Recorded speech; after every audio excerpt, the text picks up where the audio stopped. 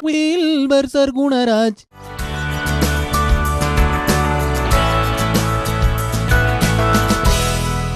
Welcome to our program and thank you so much for joining us here on We Connect.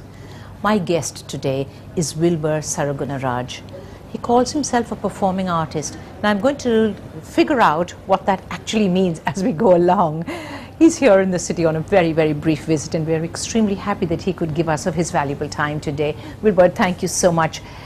For starters, this performing artist tag that you would like to be known as, tell me what it's about. Tell me what it means. Well, the performing artist, many people, they've had confusion about who am I. Indeed. And so maybe this is a good time to clear that up. Please do that, try it. Okay, so, well, the first thing is people have a very common misunderstanding. They've taken a look at some of the videos that we have done. For example, the title that I've been given is India's first YouTube star. This was by the Times of India, but people assume that, oh Wilbur, is this something that you have given yourself? No, I'm not that kind of narcissistic person to give a title by myself, so it is actually given by the Times of India. Okay. Now, how that came about was two videos. Love Marriage was the first one. It's a song that many people know. Yeah, buddy, oh, ay, very popular, not here, but all over kind of the world. Right. The second one was an instructional video, a super call solution called How to Use the Eastern Latrine. Oops. Okay, so now what is very amazing, Madam Jennifer, is that many universities, many college academic places around the world, before they send their students over to India or South Asia, they say you must watch Wilbur's How to Use the Eastern Latrine video. So that video is actually approaching 1 million views right now on YouTube. And my name, all of a sudden, it's been linked with the Eastern Latrine. So people think that, so when I am a musician and a performing artist, but people think that, what do you do at your shows? Because you've shown people how to use the Eastern Latrine. Do you show people how to use the Eastern Latrine on your live shows? I said, no, I'm a performing artist. That is just something that I'm so passionate about, to educate people, that I have these videos online, using social media, using Twitter, Facebook, all these different things to educate people. So performing artists can encompass many different things. Right. Music is one thing, videos is another thing, because I'm performing in the videos, instructional videos is another thing, so many different aspects of that. So do you believe that by using the talents that you have in terms of being a musician, that it's that much easier and that more effective when you're trying to get a message across? I believe it is, and I believe in this era, in this generation, I think it's very, we're living in exciting times with technology. You look at technology and and for me, as you know, I feel so old, and I think I am old. Absolutely not. I feel it so many times. I just finished performing 2 nights in a row. I cannot believe, as a 34-year-old, that I can dance and have so much this energy. It must be from above. It must be from above. But anyways, going back to that, yes, we're living in such a wonderful era these days. And technology is amazing. With Facebook, with Twitter, with YouTube, the amount of social media, the amount of that you can connect with other people from around the world. You see, my whole fan base that's scattered around the world has been able to connect through this technology. Now, let's say about 15 years ago, if like I was still doing music, you had to go to a location to perform. You had to go to connect with your fans. Now, you don't have to. Your fans, you know, we've arranged shows. For example, we've arranged shows in different parts of the world where people just say, we like what you do. We saw you on YouTube and we'd like you to come and perform with. You know, it's absolutely incredible. And, you know, having that platform has been so beautiful, because not only you can use that to spread your music, but if you have an important message, you can do that as well, which I do. I mean, I'm going to come back to that point in a bit. But as a performer, surely there's nothing quite like the excitement of being live on stage. Absolutely. Right? You see, Madam Jennifer, I've spent so much time in the last probably 2 months, especially with the release and the launch of this movie that's coming out and these new CDs that I'm releasing. It's been so I've been so busy just staying at the computer. Most of my time I spend is at the computer. I sit down and I'm either composing, I'm either writing, editing videos, and connecting with people, because people on social media say, Wilbur, how do you respond to all these people? Is there someone actually who's working on your behalf to respond? I say, no, I love connecting with people. I love meeting people. You know, our show is called We Connect. Oh, really? Yes, absolutely. Fantastic. We Connect with Wilbur Sargunaraj. That's perfect. That's a great show name, madam. So basically, I mean, I love connecting. I spend a lot of time on the computer, and I don't have enough time. I used to perform lots. Now I just finished a performance here, right here in this hotel, and last night, I cannot tell you how exhilarating it was to be up on stage again. And because this is another reason why I love performing, not just because of the music, not just because of the performance, but because I'm able to connect with my fans that I've been dealing with through social media. Because I really strongly believe that technology is there and the social media is there, not just for us to connect socially, virtually, but there has to be FaceTime as well. Right. But do you think that eventually it is possible that this social media, the platforms, can actually take over the role of a live performer? I think it already has in some degree. Because if you look, even yesterday's concert, our management team in Bombay, Culture Shock, they actually recorded the event live. So people who weren't able to come to Chennai, we had people tune in from Dubai, London, Canada, the US, who are watching the show. Now they say, we can watch this show for free. Yeah, why should we? Why should we pay this amount of money to go? But I am a firm believer, just like when, you know, the tapes gave way to CDs. Yes, I was devastated. But you have to make way for the new.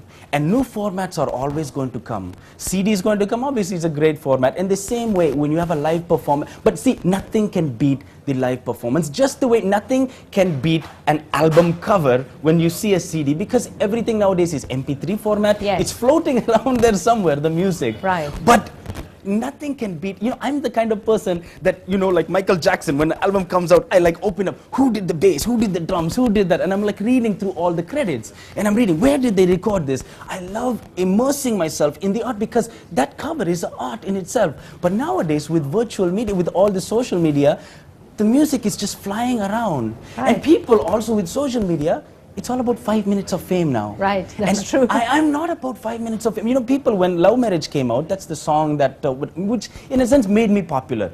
Because, you know, the gentleman, what is his name? Roger Ebert from Chicago Times. He started twittering about it, and we got a lot of press around it, international press. And, you know, when that happened, I was just wondering, you know, like, wow, like all of a sudden all this press and media are taking place. But how do I say? It is just, I was so humble. You know, that we could use this platform to, in a sense, make a difference, that it's spreading out there. And that's why it's so important for me that we maintain the art. You can never get away from that. Wilbur, I'm going to stop you right here. Yes. You have such boundless energy. I'm going to just ask you to just give me a little time while we take a very short break, and then we'll get right back with you here on We Connect. So please don't go anywhere.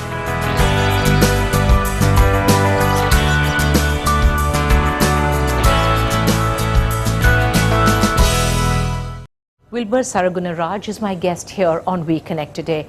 Boundless energy in this young man. I'm almost going to chain him down. Thank you very much for staying I sometimes go so fast I can't remember what I'm saying. I know, but I'm going to draw you out now. You're using your performing, the performing skills that you have to actually also a serious message. Many serious messages have been going out. I want to talk about that. Sure. I know you've been involved. You go around the world on various causes. How did this come about? Where did it start? Well, this Where's it going to? It's always started, just through my parents. They've set an example. They've always shown me that it's most important that when you have something, that you should be able to give back. You know, and if the good God has given you something, you should be giving back to people who are less fortunate. You know, if you have, why do you give? And also another important thing, that a philosophy that I live my life by is live simply so that the other people can simply live. And that's why many people have coined the name for me as Simple Superstar, because I'm able to connect with people. I don't stand off and say, you know, I'm someone here like this, I cannot visit with you. You're able to connect with people, to be simple, and in that way to live simply so that other people who are less fortunate can simply just live. So use your resources, and that ties in with so many different things. If that's environmental issues, the way you take care of your trash, your rubbish, all those different things. When it comes to humanitarian causes, those are things that are on my heart and have been on my heart even before this platform came about. Right. Yes. And that's why I really stress and I tell people, I'm so excited to be able to talk about this on a program right now, because we should be using social media, Yes. mainstream media, to educate people about these issues. Because so many people don't know that different things have taken place, that there are people suffering in this world. And I think that some people honestly feel guilty because they don't want to deal with that situation, or they don't know how to deal Right. So with you, that. Wilbur, actually go into situations where you deal with it. Now I'm going to draw you out. Sure. Tell me specifically, what does it mean for you to deal with an issue? For instance, Right. either in Indonesia, either in Beirut, Right. either anywhere in the world. Right. What does it actually mean to you? How do you actually do it? To me, it means, now, for example, a lot of people think that by giving money, that you're making a difference. Sometimes people give money to make themselves feel good. They can go and they can give their money, and it could be in the millions. What I mean is that is just to be able to go and to connect with the person and to show them that they're another human being just like you, and that you as a human being care for them as a person. That could even mean just going beside someone, sitting down beside them, talking with them, or even just listening to them. Right, but are you saying then that it doesn't necessarily just take a celebrity or person like a performing artist like yourself to be actually there? It could be just anybody doing it to anybody else. Absolutely anybody can do this, and that's what I stress time and time again on social media, on the videos, through songs, that anyone can make a difference like this. You know, people are suffering all around the world, and not just poor people, but the rich are suffering too in their spirit as well. See, I got an invitation. I'll give you an example. I got an invitation to come and perform in Oman by a sheikh. Now, for me, it doesn't matter if you are a sheikh or if you are a child in a village, in an impoverished place. I treat the same people with the most ultimate respect. And I believe that every person is human, that you're not more human than another person. So in that way, if people can kind of see that we're all human beings, what we have done is we have started to celebrate the external. And this is something that's very important. One of my mentors, his name is Mr. Braxi Kevi from Canada. He told me something that's very important. He said, Wilbur, you need to celebrate. We all need to celebrate the inside. In our society, we celebrate so much of the external. How much money you have, what car you drive. All these things, our identity has been warped now by our external. And we fail to celebrate what's on the inside. And what is in the inside? Character. What's the point if you can be a first-class performer, travel around the world, engage with other people, but your character is hopeless?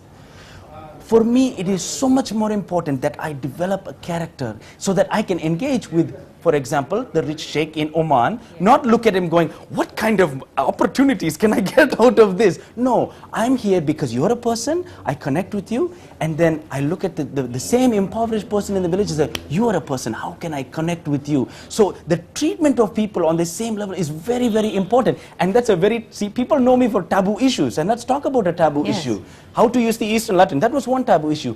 Caste is another taboo issue. Caste is all around the world, not just in India. It's in countries like Africa, like Rwanda, for example, who went through a civil war in 1994 between the Hutus and the Tutsis. Why? Because of the physical color of their skin, which we deal with in India. All the time. All the time. You know, if I was to get married, the people who look at me say, paiye romba karpe. You know, translation, person is very dark. How can we make a judgment based on the color of skin? You know, it's just so hard. But let me rope this and bring this all back, because I'm going off track right now. But what we're talking about, the whole humanitarian issues we were talking about. So what you're talking about here is pretty serious stuff. Very serious stuff, That madam. is, you know, it's almost cloaked.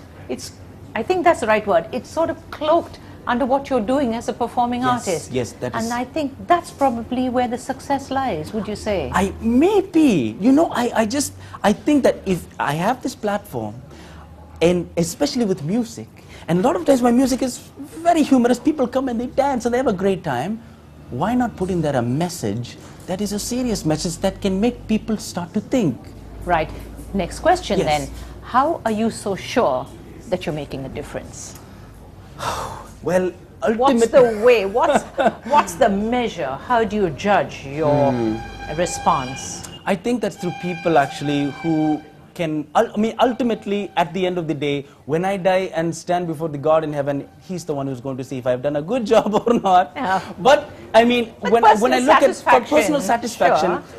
you know, honestly, fulfillment for me really comes when I see things like when I go to, I'll give you an example, like we were talking about Indonesia, a very quick example there, when you're able to use your music to bring two people together who maybe have never come together, like the elite of Jakarta and maybe the impoverished.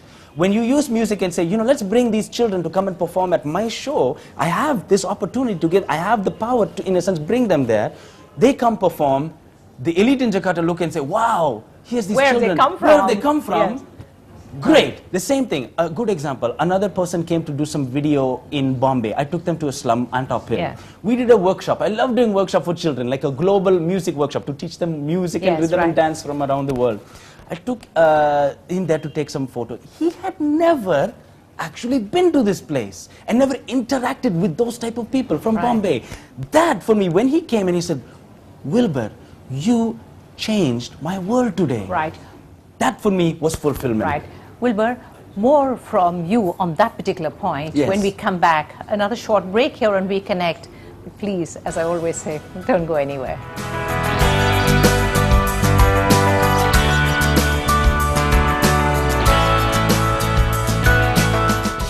Welcome back to our program, We Connect. Thank you so much for staying right there with us. And I'm right here with my rather vivacious and bubbly guest, if that's the right word for him, Wilbur Sargunaraj. Calls himself a performing artist, and he has been explaining what this means to him. Now, Wilbur, performing artist, there are so many different things it encompasses. That's right. Let's talk about what's the part of it that you like best. Well, you know, I was trying when we were talking earlier, trying to make this point, but you know, when I'm going at 150 kilometers per hour, sometimes lose track. So 150 is not right, it's 500. 500, that's right. So I just remembered, coming back to the point that I was trying to make about why it's so important for me to perform. Now, see, it's so important because in this day and age, everyone is connecting on social media. And everybody does not have FaceTime anymore. What I mean is that people are on their phones texting. People get upset if they call you. Please text me, don't call me. I know. A phone is meant to call person, but now we're living in the age of that. It's just messages going on Facebook, on Twitter, and it's microblogging now on Twitter. In this day and age, for me, it's so exciting that when I get a chance to perform, it's my community. It's called the Wilbur Worldwide Community. That's my company name, Wilbur Worldwide. And it's basically the community, whether that's on Facebook or YouTube. It gives us a chance for people to really come and to face interact with me and also with others, and to actually take action in the things that I'm telling them, saying whether that be philosophical, humanitarian, all those different things. When we come and we do a concert, people get a chance to see realistically that, wow, okay, he is really talking like that about these issues and he's very serious about that. That's why it's so important for me to stress enough that, you know, social media is important, but try to spend FaceTime with your friends, because that era is fast disappearing. That's true, because we did have somebody on our show couple of shows ago, and we were talking about exactly this point. Right. Now, I want to move forward. Sure. You're involved in something called cultural intelligence. Yes. I need to draw you out. What does it mean? See, okay, you have, it's an actual academic term. Is that true? IQ, we have a term called IQ, everyone knows Yes. IQ, you want to increase your IQ. Actually, no, it's not true, because sometimes people say you cannot increase your IQ, you're born with that IQ. There's IQ, EQ, which is emotional intelligence, and there is also CQ, which is cultural intelligence. Now, So this is a new buzzword, is It's it? a buzzword. All right. It's very, very popular now among businesses and companies, because there's so much globalization that's going on right now. So how are you involved with this? So with this right now, because so many people have seen throughout my travels that I've been able to connect with so many different people from different parts of the world, you know, I'm really blessed that I've been able to travel to these places. You know, people say, how many countries have you been to? That's not the point. You know, it's not about how many countries you've been to. For me, it's really about the people. It's not about how many pictures I've taken about these monuments, but it's more about what have I learned from the people there. So, coming back to this whole thing about cultural intelligence, when there is an actual academic institution based out of Singapore, there's another office in Michigan, United States. And the one in Singapore is run by Madam Ang Soon. She's an actual professor there of cultural intelligence. She wrote a thesis or doctorate all on CQ.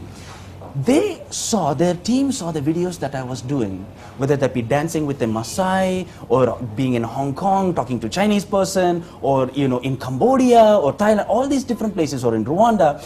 They saw that I had a very unique way of interacting with these people. CQ, if I can define it very quickly, is about your ability to interact with a person from a different culture. Right. And this, of course, didn't come to you because of academic performance. Not at all. And I think that's what I want to draw you out on now. And for me, it's very hard for me to even understand, because people say, well, why are you a CQ person? And I say, I don't know.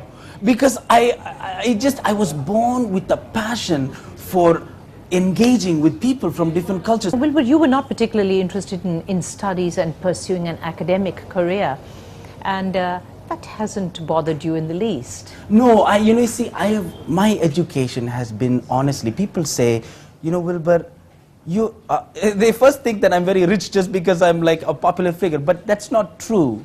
Richness for me is I have another definition for richness. I am very rich because of the people that I meet. I'm actually quite rich today because I met you, madam. Pleasure. We're having a wonderful conversation. Thank you. The same way, Our pleasure. I am so rich because of the people that I've met from different countries. And that once again ties back to cultural intelligence. I am rich because of my high, how do I say it? Because of the relationships that I have developed with people. People have so much to offer you. And I'm talking not just about rich people, I'm talking about poor people. They can just, their smile can make a difference and can change you. That's why I feel so rich. And that's another definition that I have. Now, Wilbur, you were born in Canada. Your parents actually had gone to Canada.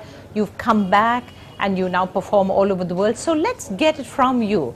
Where are you based? Do you consider yourself Indian, Canadian, a global person? Yes, what? That's what's very exciting, I would consider myself a global citizen. Really? I really do. I don't like, because because people like to take you and to pigeonhole. The Canadians will say, oh, you're a Canadian citizen because you have a Canadian passport or something like that, or you're here, living here in Toronto or something. The people in Tamil Nadu or in India would say, oh, he's India's first YouTube star because he has lived here, but because I spent most of my life living in India.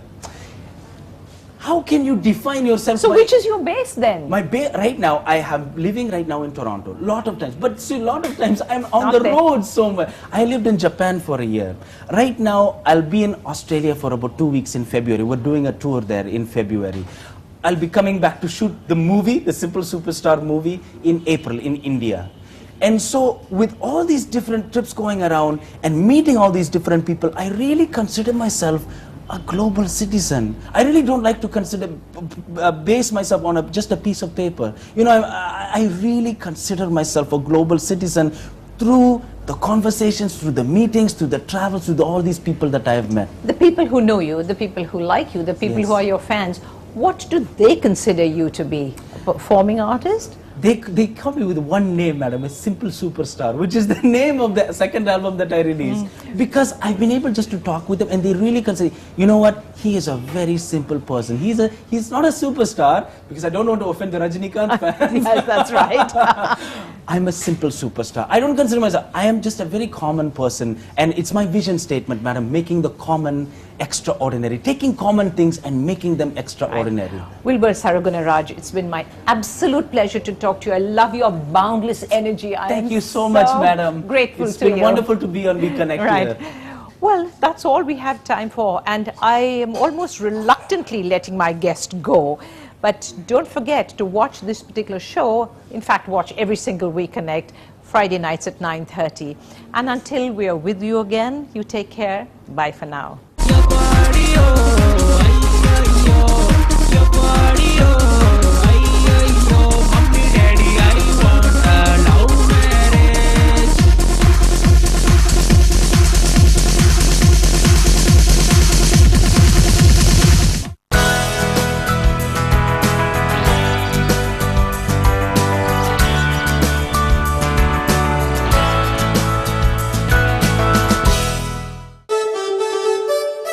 Wilbur Sargunaraj.